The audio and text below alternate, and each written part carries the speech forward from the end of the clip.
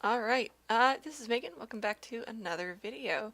You can see this video and my Oryx video are done in April. I wanted to get started on making videos, but I just kept running out of time to get to editing, so these are posted a little late. But as you can see today, I want to do the Kasey Golden Blob challenge.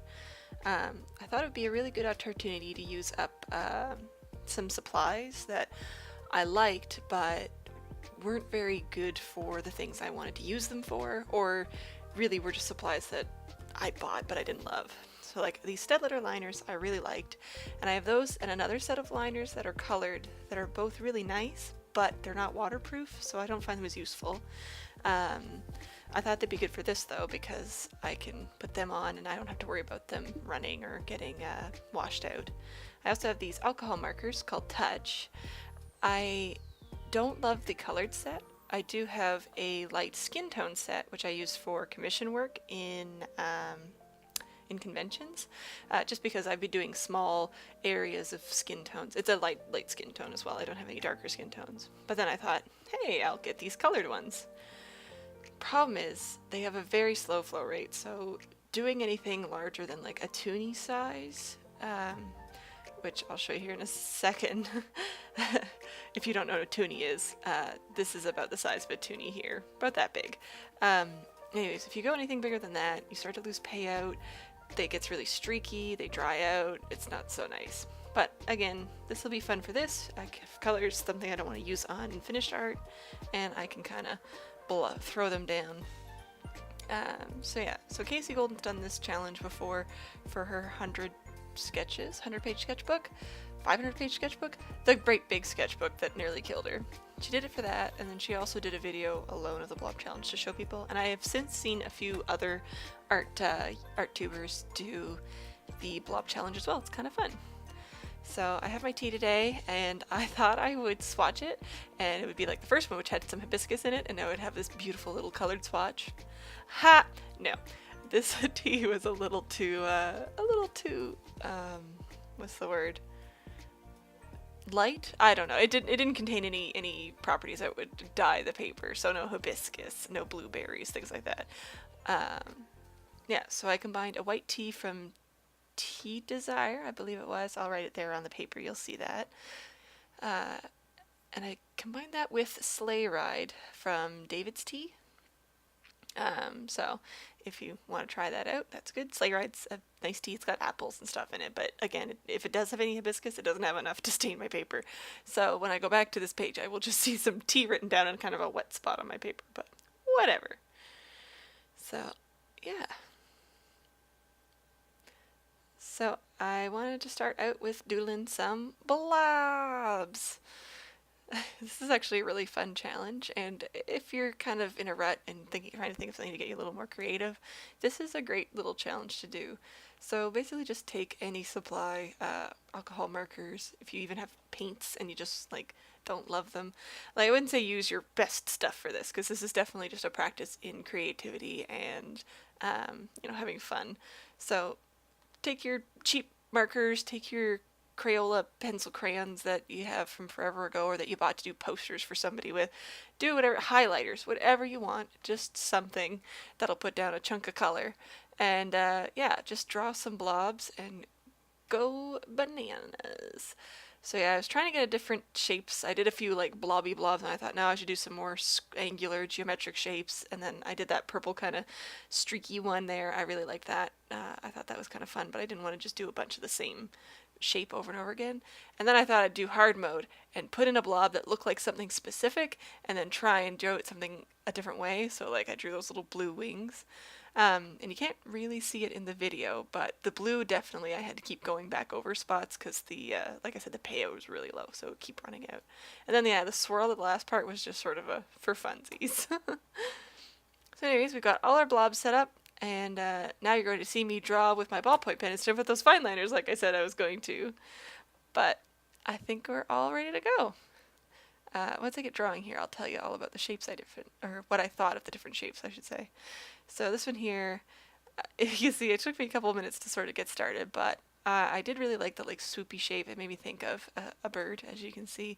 So I started with that. At first I thought maybe like a seal or or some sort of like an eel or a snake, and I thought, nah, I'll do a bird. Birds are nice, and I can add more details to the outside edges of it as well, like build off of the blob instead of just doing just the blob.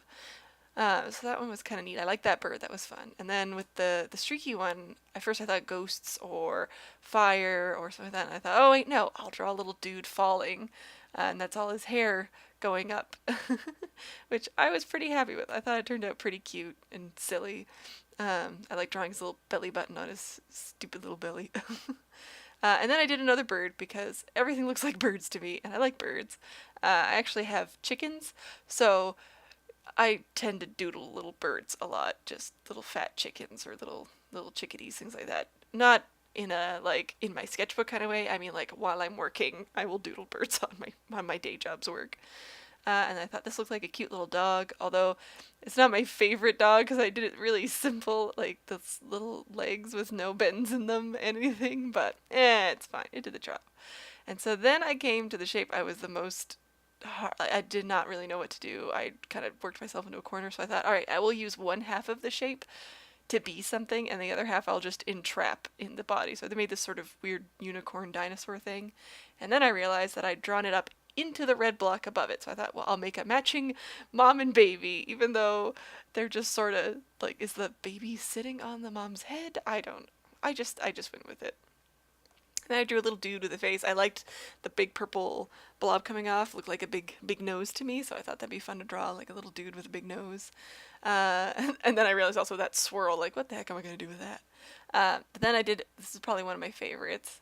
If you ever played the game Lemmings, I think that's the game I'm thinking of. They had this sort of style where they had the little bump for a face, or also like Smurfs almost. Well, I guess the Smurfs had big noses. Either way, I really like the little old lady. And then we got this alien dude that I draw here. Originally, when I put down the markers, I thought, hey, I'll do like a little pea pod or something like that. And then I started doodling on it, and I was like, nah, weird alien dude with like 6 eyes on a stalk falling off of his head.